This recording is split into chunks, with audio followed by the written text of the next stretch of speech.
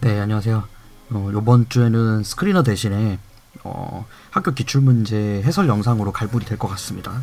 오늘 시험을 봤는데 학생들 점수가 매우 저조했었죠. 기운을 내시고 뭐 점수가 나쁘게 나왔다고 해서 너무 속상해하지 마시고 아직 6주 남아있어요. 남아있는 기간 동안에 열심히 하면 다 극복할 수 있습니다. 끝까지 질주하셔야 돼요. 완주가 목표야. 우리는 질주보다. 자, 이제 문제를 좀 볼게요. 동아고등학교 문제고요. 23년도 기출문제인데 다항식의 나눗셈, 역시나 쌤이 얘기했던 대로 다항식의 나눗셈 관련된 문제가 나오면 항상 이런 식으로 어렵게 낸다 라고 했던 대로입니다. 자, 근데 지금 이 문제 세팅을 좀 전체적으로 읽어보세요. 3차 다항식을 주고요, 4차 다항식을 준 상태에서 이 3차 다항식과 4차 다항식을 개수가 서로 뒤바뀌어 있는 두 개의 1차식 관계를 가지고 나누었을 때 생성되는 나머지가 있어요.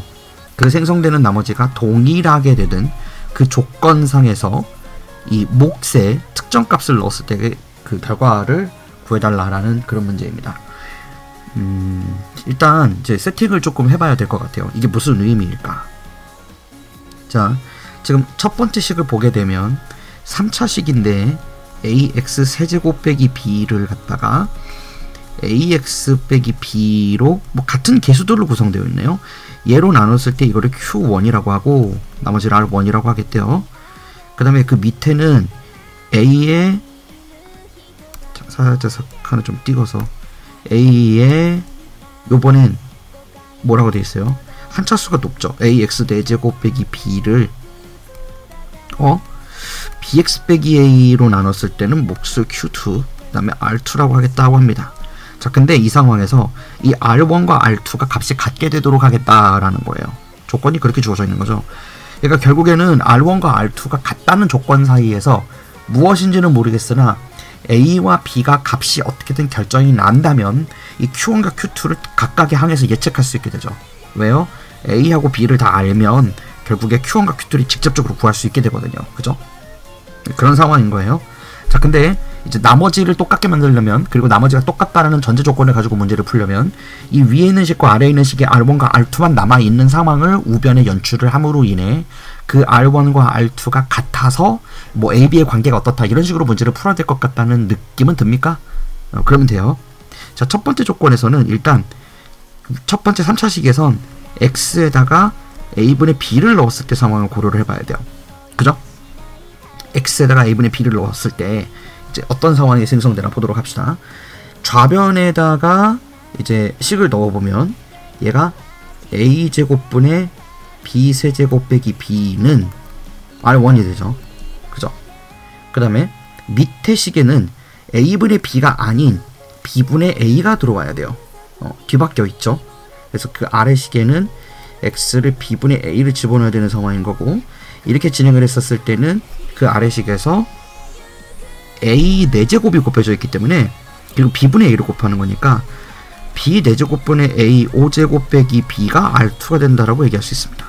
자, 그럼 이 두 상황을 놓고 봤다면 이제 위 r1, r2가 똑같다라고 했기 때문에 이 두 개가 같죠. 그렇다면은 여기에서 일단은 이제 b는 제거를 하고요.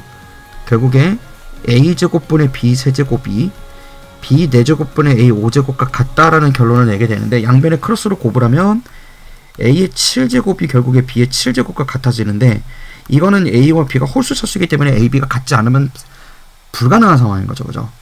그죠? a하고 b가 같아야 된다. 그러면 이제 이 조건을 가지고서 정리를 다시 한번 해볼게요. 그러면 첫 번째 식에서는 ax 세제곱 빼기 a, 아래 식에서는 ax 4제곱 빼기 a가 형성되는 거니까 이제 식을 다시 정리합니다. 는 a의 x 세제곱 빼기 1이 어떻게 돼야 돼요? a를 바깥으로 공통 인수로 빼내면서 a의 x 빼기 1의 q1이 되고요. 그 다음에 그 아래 식에는 a의 x 4제곱 빼기 1은 a 곱하기 x 빼기 1의 q2가 되게 돼요. 자, 여기서 나머지는 생략해버렸어요. 왜냐면은 우리가 결국엔 몫만 구하면 되는 거기 때문에 나머지는 크게 관여할 필요가 없게 됩니다.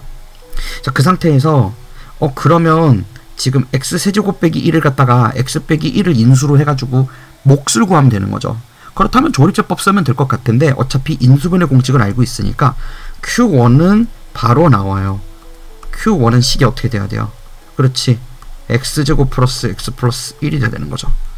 자, 이걸 또 조립제법을 쓰고 있다고 하면 여러분들은 또 여기서 시간 낭비를 하는 겁니다. 그러니까 고등학교 시험에서는 특히 한 문제당 시간 낭비를 얼마나 줄이냐라는 것도 굉장히 신경을 많이 쓰면서 공부를 해야 돼요. 특히 내신의 경우는 서술형 평가가 들어가 있는 문제들이 많이 있기 때문에 그 서술형 답안지를 쓸 시간을 확보하다 보면 한 문제당 여러분들이 정말로 쓸 수 있는 알짜배기 시간이라는 건 검토하는 시간까지 뺐었을 땐 1분 30초에서 1분 40초밖에 안 돼요. 선생님 검토할 시간이 없는데요. 원래 만들어야 돼요. 고득점을 하려면. 너무 당연한 거예요. 사실은. 중학교 때하고 완전 다르다는 거지. 자, 그 다음에 x 4제곱은 어떻게 해야 되나요? x 4제곱 빼기 1은 이거는 이제 조립제법을 쓰는 게 맞는 것 같아요. 그래서 1, 4차, 3차, 2차, 1차 상수항 해놓고 거기에다가 1을 집어넣어서 1, 1, 1, 1, 1, 1, 1, 1, 0. 오케이. 나머지가 없어요. 자, 됐다. 그러면 이제 여기에다가 정리를 했을 때 Q2가 어떻게 됩니까? 결국에 얘는 지금 여기는 목들로 구성되어 있는 거니까 x세제곱 플러스 x제곱 플러스 x 플러스 1인데요. 이거 되게 유명한 공식이 하나가 있어요. 이 x의 4제곱 빼기 1이잖아. 또 x의 3제곱 빼기 1이잖아요. 잘 보세요. 이게 되게 특이한데 x 3제곱 빼기 1도 결국에 여기 차수를 무시한다면, 그러니까 세제곱과 네제곱을 무시하고 쓴다면 알맹이가 x 빼기 1이죠. 그 상태에서 x제곱 플러스 x 플러스 1인 거죠. 근데 그 위쪽 것도 결국에 지금 결과물을 보니까 x 빼기 1에 x세제곱 플러스 x제곱 플러스 x 플러스 1이에요. 이거 혹시 x의 n제곱으로 일반화하면 어떻게 될까요? 똑같은 거잖아요. x 5제곱 빼기 1도 x 빼기 1 곱하기 x 4차부터 4, 3, 2, 1 그죠? 0 이렇게. 그러니까 x의 n제곱 빼기 1은 x 빼기 1 곱하기 x의 n 빼기 1제곱부터 시작해가지고 x의 x의 n 빼기 n-1 더하기 1 여기까지 올 수 있어요. 그러니까 x의 n제곱에 한 차수를 뺀 거를 내린 차수로 쭉 정렬하고 x 빼기 1이랑 곱하면 같다고요. 이런 특이한 형태를 얻어낼 수 있게 됩니다. 자, 그래서 결국에 우리가 q1하고 q2를 다 알고 있는 상황이고요.